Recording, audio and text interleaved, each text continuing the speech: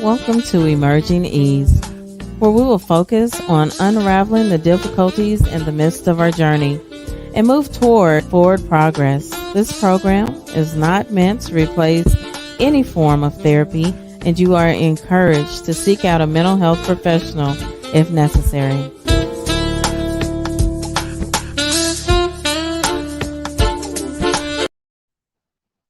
Hello and welcome back. Welcome to Emerging Ease. I am Keisha and it is awesome to see you today. I guess it's awesome to be seen today because I can't see y'all. But thank you for tuning in to the Batchelor News Radio Network.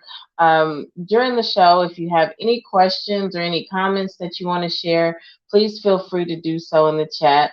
Also, you can email me at emergingease@gmail.com. Also, look up the Emerging Ease group on Facebook. It's a public group. Feel free to join. I put all kinds of inspirational things in there. We ask questions every now and again. All kinds of things just to encourage forward progress because we're trying to emerge in a different type of self for this year. All right. So today our topic is the 4 agreements. If you've tuned in before, you've heard me talk about the 4 agreements. I love them. I love them. I love them. With the 4 agreements, there's a lot to take in, to digest, to break down, and we'll do a little bit of that today.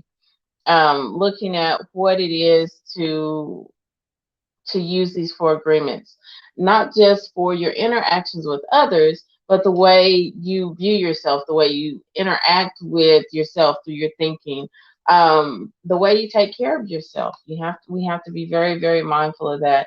If nothing else, I encourage people to always look for ways to improve the way they take care of themselves, because you can't take care of and or have a positive interaction with someone else if you're not doing well for yourself, okay? Because you come first.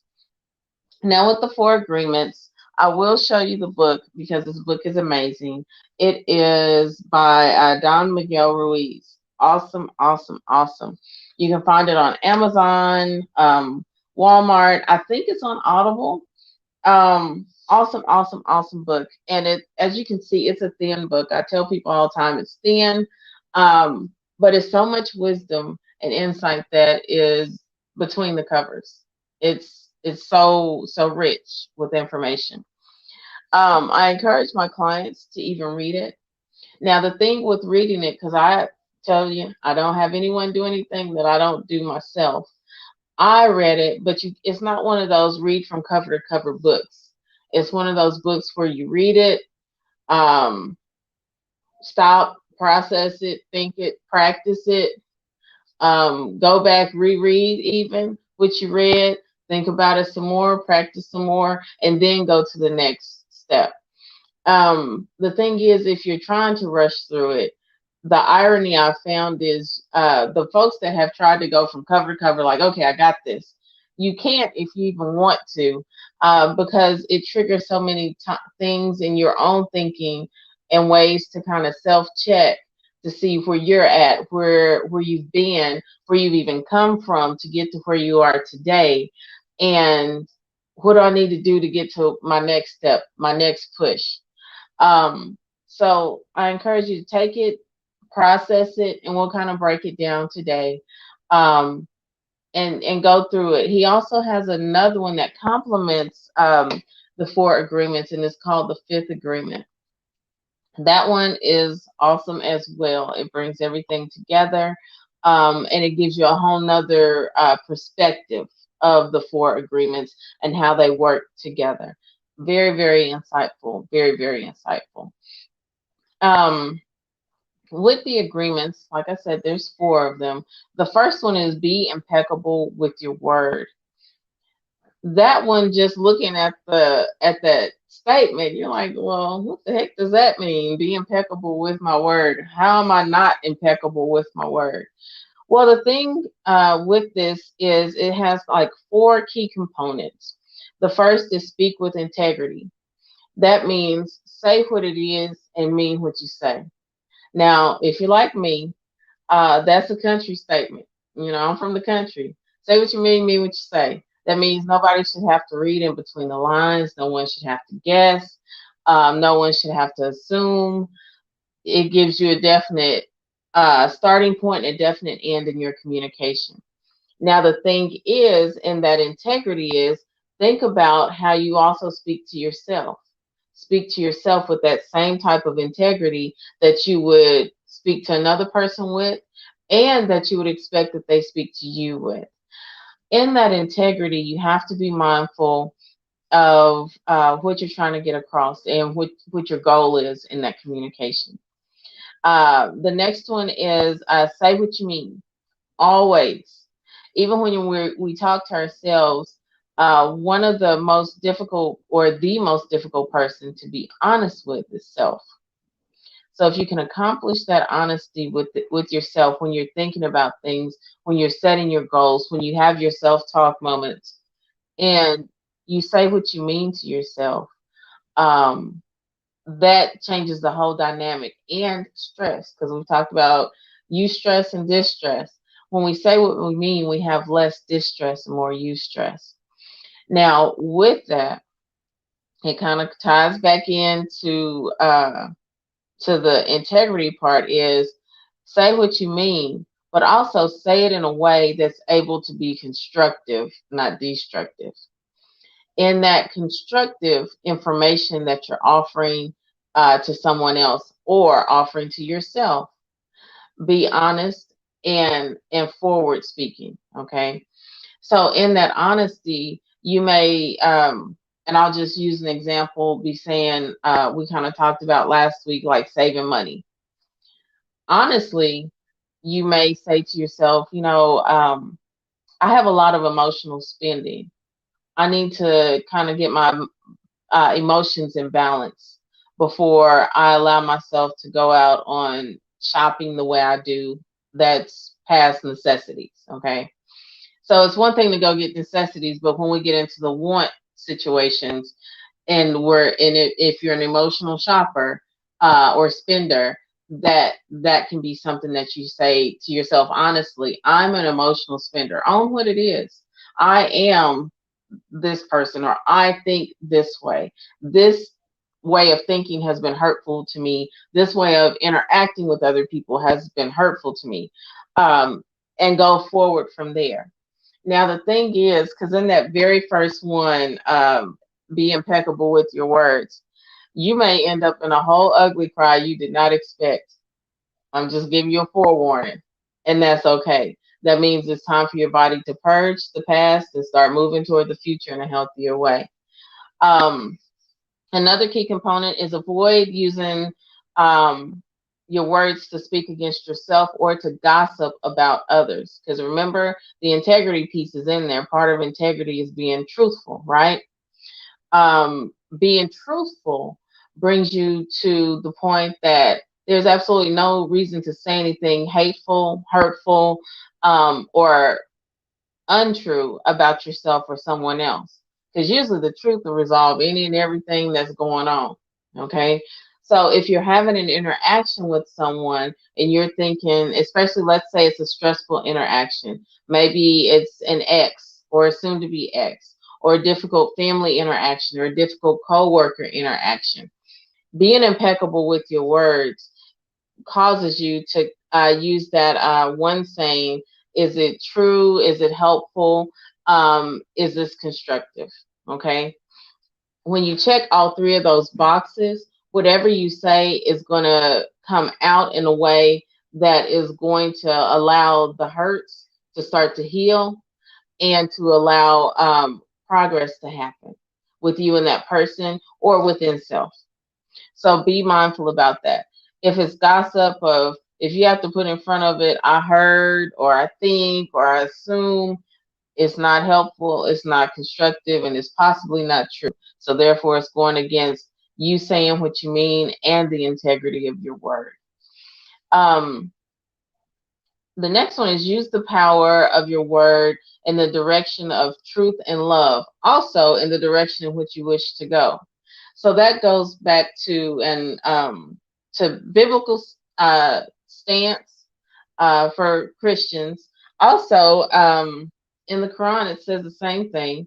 In Buddhist beliefs, it says the same thing.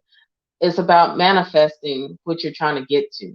Say what it is, believe in what it is, and you'll get what it is, especially if it's something positive, appropriate, and not hurtful to yourself or others. Okay?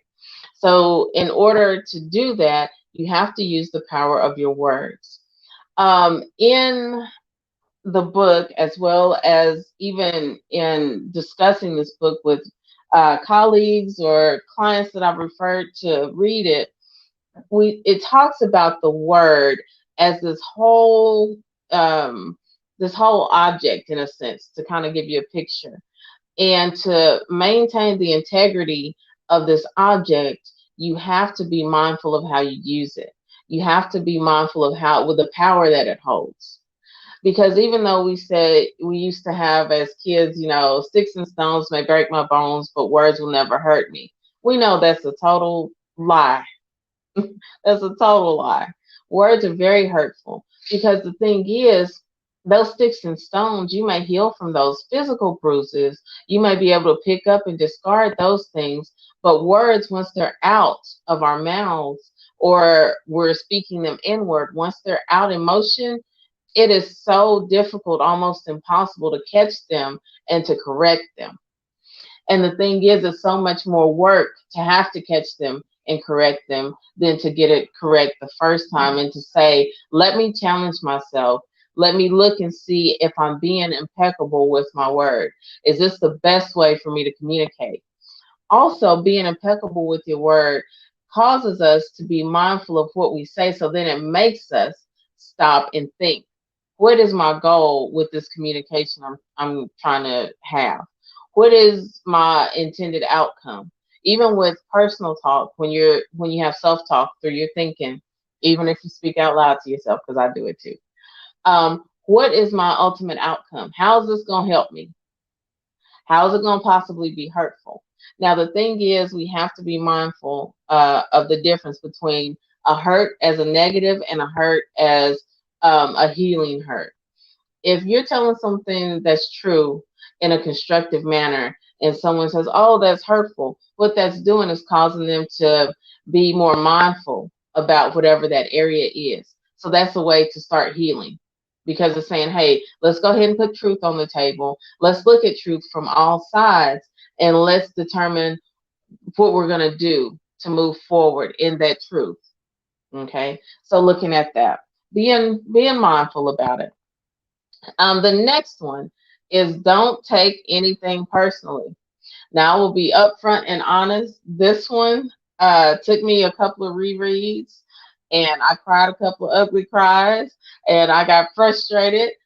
But when you really look at it and look at the different aspects of don't take anything personally, it causes us to be mindful of how much energy we lose when we do take things personally. We lose time, we lose mental energy, we lose emotional energy, depending on how we interact with that situation. You may lose physical energy, all kinds of things that we lose because of taking things personally.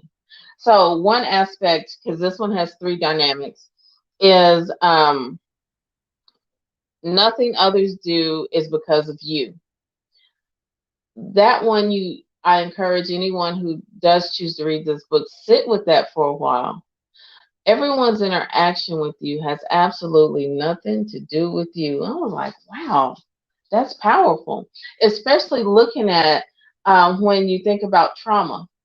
People that have dealt with trauma, like either difficult parental relationships, difficult sibling relationships, difficult friendships, difficult relationships. Um, Anyone's negative interaction with you has absolutely nothing to do with you. It gives you a whole nother perspective to realize a person's interaction with you is solely their choice. Um, Especially, I think it's in October. is Domestic Violence Awareness Month.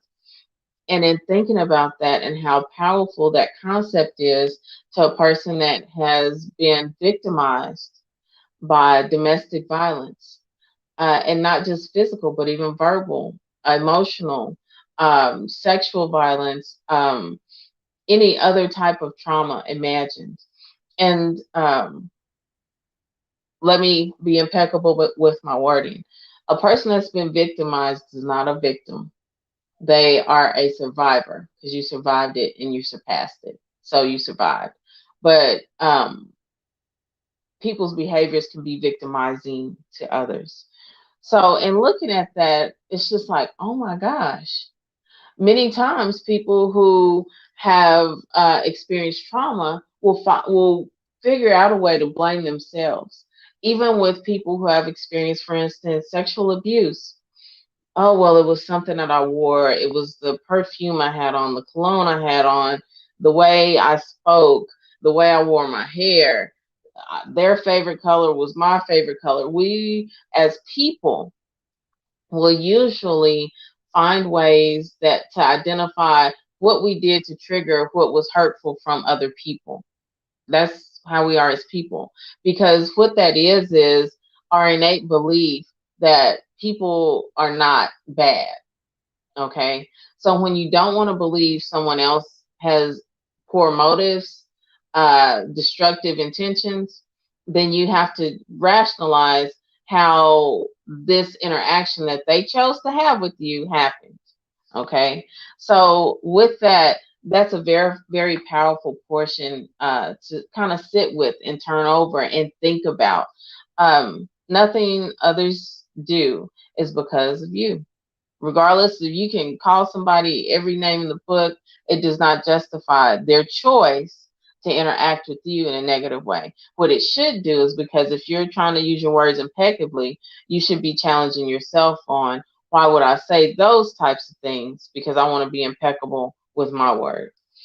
Another aspect of don't take things personally is what others say and do is a projection of their own reality and their own dream. And we'll talk about that in a second.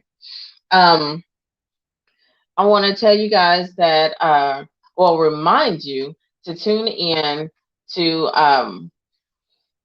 on Fridays from 6 p.m. to 7 p.m. I believe that's what time it is. Excuse me. Let me correct myself. 5:30 p.m. to 6 p.m. Eastern Time. And listen to the featured artist, who this week will be Jill Scott. I love Jill. Jill is an amazing artist to start out the year with. Because when I say she is motivation in and of herself, her music, her life, her story, very inspirational. Also, every Sunday through Friday from 8 p.m. to midnight, listen to Whisper Softly on the Batchelor News Radio Network. And if you're interested in advertising on this show, please email labachelor40@gmail.com. We'll take a brief break. This is Chicago-style hot dog here. I'm not feeling too good. Turns out, along with all the other bad things my cholesterol does, they say it's a risk factor for strokes. Strokes? Sheesh. Good news from National Stroke Association. Exercising, eating right, and asking your doctor about medicines that can help lower your cholesterol, like statins, may reduce the risk of a first stroke. And if you've already had a stroke, it's even more important you lower your cholesterol. Lower your chances of stroke by controlling your cholesterol. Visit stroke.org today. Taste and health. You want both in one cranberry juice? You want Northland. Northland has a kick to it. I like that. It says 100% juice on their label. That tells me it's healthy. Cranberry raspberry, cranberry grape. I love all their flavors. Northland. A great taste and the health benefits of cranberry. Only Northland has 27% cranberry in all 9 of its 100% juice cranberry blends. I choose Northland because it fits my healthy lifestyle. Northland. 100% juice, 100% refreshing. All right. Welcome back. Welcome back. We're talking about the 4 agreements that are in the book by Don Miguel Ruiz. As I stated before, and I'll always tell you, I encourage everyone to read it. Right now, we're continuing with don't take anything personally. So the one aspect of this that I just expressed right before we went to break is what others say and do is a projection of their own reality, their own dream. Okay, so to kind of give you an understanding of that is, let's say you're driving and there's this person that's all over the road and they're just angry and they're just everywhere and it's just, they're just spazzing out pretty much. Normally our reaction would be, the heck's wrong with them? Oh no, you're not gonna cut me off, and now it becomes a battle between two different people. But if we stop and think about it from this perspective is, whatever that person is angry, frustrated, venting, whatever about, that has absolutely nothing to do with you. It's not about you. If somebody cuts you off, that's got nothing to do with you. That's 100% them and the weight and struggle or frustration or whatever they're carrying. Let them have it. Because the irony is when that person is going through all of this and we decide, well, we're going to pick up a little bit of it, you don't even understand what you're picking up. You don't understand what their struggle is. And now you have to develop a struggle because now you have the little piece of frustration you got from them. So now I have to create something to explain why I'm frustrated and why everything is going, in a spiral for me. Now, the irony with this is that's how many of us interact with other people that we don't even know all day. The one person that comes across your path and they're snippy and they're the next person, I'm going to do that too. And now you pass that on to each other. And what it makes me think of, just to give a visual, I think the name of the movie is Seven. And I want to say Denzel Washington is in it. And basically it's showing where people are touching each other and this evil is jumping from one person to the next. And it's showing kind of the spread of how negativity can spread. And literally that is what's going on in that. So I will tell you, because we're not perfect and neither am I struggle with that one too. If someone comes, for one, I'm like, okay, that's not something I need to take on. I'm not angry. I'm just fine. And then also, in their frustration, why take it on? Because then it supports, and reinforces them interacting with you that way. Also, I have to be mindful of being impeccable with my words in that interaction because I don't want to do anything to feed that negativity. Now, some people will say, well, how do you avoid feeding into that negativity? Because they're snapping at me, they're cursing at me, they call me out of my name. How do I do? Look at what is it that you're trying to interact with them about? What is the purpose of this interaction? What are you trying to get across? And if they're not willing to receive it, then that's where you come in and you set a boundary and say, hey, if we can't have this conversation right now, let's set a different time to come back and address this. Let's set a different time to address whatever this topic is, because we're not getting anywhere that's productive. Because not only is it holding you accountable for your words, it's also reinforcing appropriate boundaries. It's limiting and decreasing actually your distress that you're experiencing from the person that's coming in, that's argumentative, that's negative, and just not trying to do anything positive. They just want to create a negative space. They can have that in their own space that's outside of your space. So being mindful of that, okay? Another one is when you are immune to the options and the opinions and actions of others, you won't be the victim or victimized by needless suffering. So let's say someone approaches you and they're just in the most foul mood possible. When you don't internalize that, when you choose not to be receptive to what they're given, and you choose to close the door and set a limit, because that's what that door is, it's a limit, you also avoid any other frustration from that person, any other hurt that person is willing to dish out. Because you have, when you're looking at an interaction with a person and you're looking at what's the purpose of this interaction, how am I saying what I need to say? Because I'm showing how they kind of tie in and they always will work together. Then if we're in disagreement, that just means they say this, I say this, and it's not an agreement.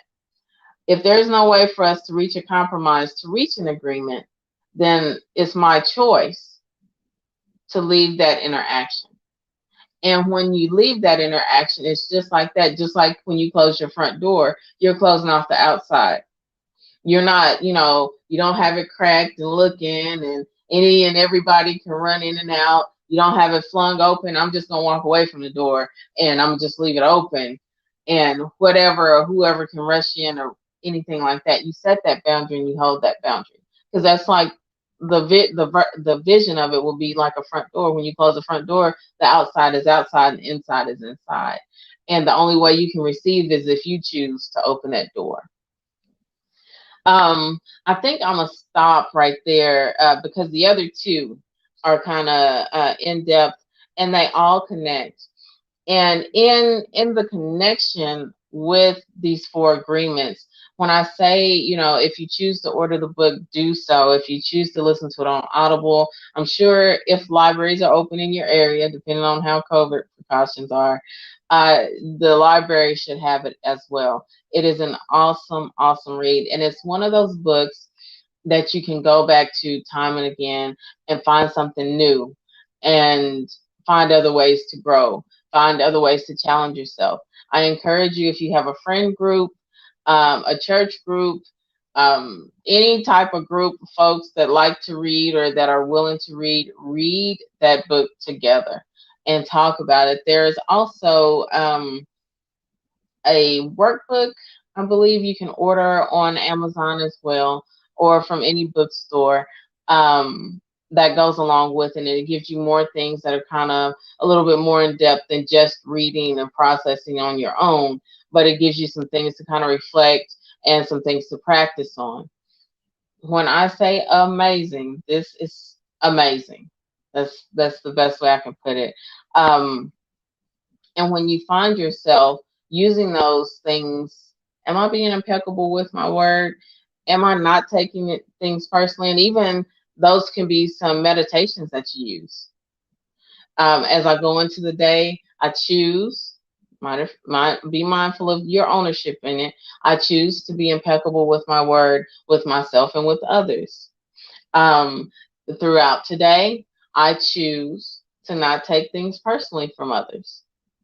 And that is to block away any negative that tries to come across, because we all know throughout the day, usually we don't have the perfect day where everybody's singing and roses are blooming and sun is shining and the birds are chirping on the windowsill. Usually it's something that's like, oh my gosh. And then also in these 4 agreements, it brings you into a mindfulness that everything is not in your control. Anything that's outside of self is not in your control. So there's very minimal reason to hold that as like, oh my gosh, that's my fault. Unless you thought about it and chose to do it and this, that, and the other, anything that happens outside of you is not your fault. That person cut you off, that has absolutely nothing to do with you. If someone walks up to you and calls you out your name or cusses at you, that's on them. I have no reason to receive it and to hold on to it, because what it does is it gives some type of credence to what they're saying. And we know that when you do that, it opens up all kinds of other negativity. So next week, we'll continue talking about the 4 agreements. We'll start with 3 and 4. If at any time during the week you want to reach out, ask a question, feel free to do so on at Emerging Ease and Gmail. Excuse me, I got tongue tied. EmergingEase@gmail.com, or through the Facebook group Emerging Ease. I want to thank you for tuning in today. I hope today's discussion has been and will continue to be helpful to you in your life's journey. And I want to thank you for listening to Emerging Ease with me, Keisha, on the Batchelor News Radio Network. Thank you for tuning in. I appreciate you for taking such a time as this to participate in your personal improvement with Emerging Ease. I'm Keisha, your host. Remember that in everything, there's an opportunity to learn and grow.